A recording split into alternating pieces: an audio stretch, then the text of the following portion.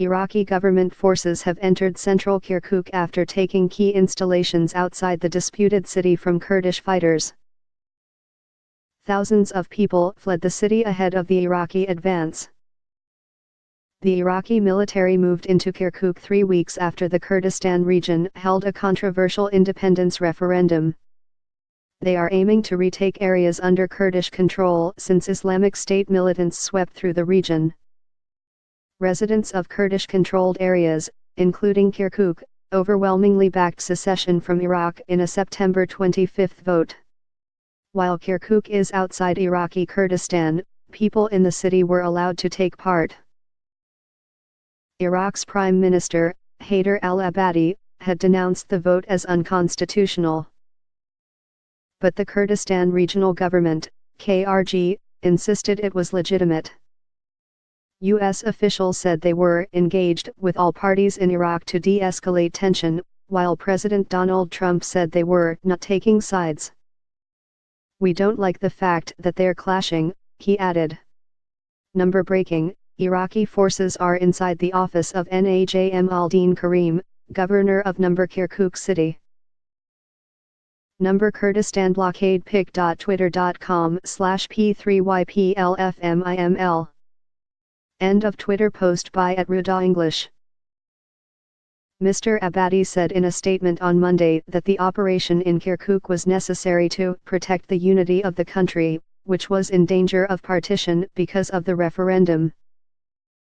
"We call upon all citizens to cooperate with our heroic armed forces, which are committed to our strict directives to protect civilians in the first place, and to impose security and order, and to protect state installations and institutions," he added.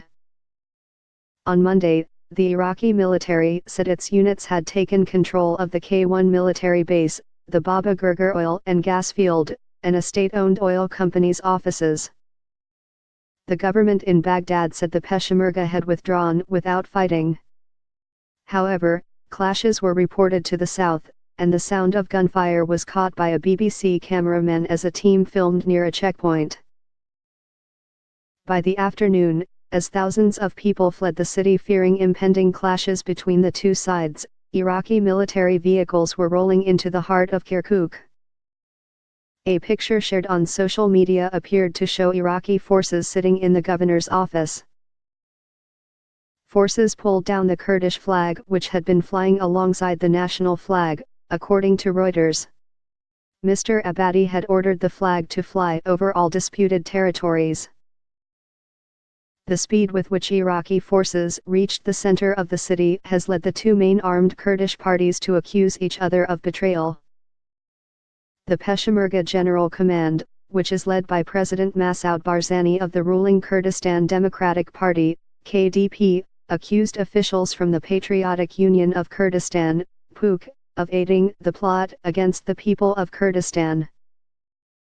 The PUK denied being part of ordering any withdrawal, saying dozens of their fighters had been killed and hurt, but noted not even one KDP Peshmerga has been martyred as of yet in the fighting in Kirkuk. Meanwhile, Turkey, which fears Kurdish independence in Iraq could lead to similar calls from its own Kurdish minority, praised Baghdad, saying it was ready for any form of cooperation with the Iraqi government in order to end the PKK presence in Iraqi territory. The PKK, or Kurdistan Workers' Party, is a Turkish Kurdish rebel group which has been fighting for autonomy since the 1980s.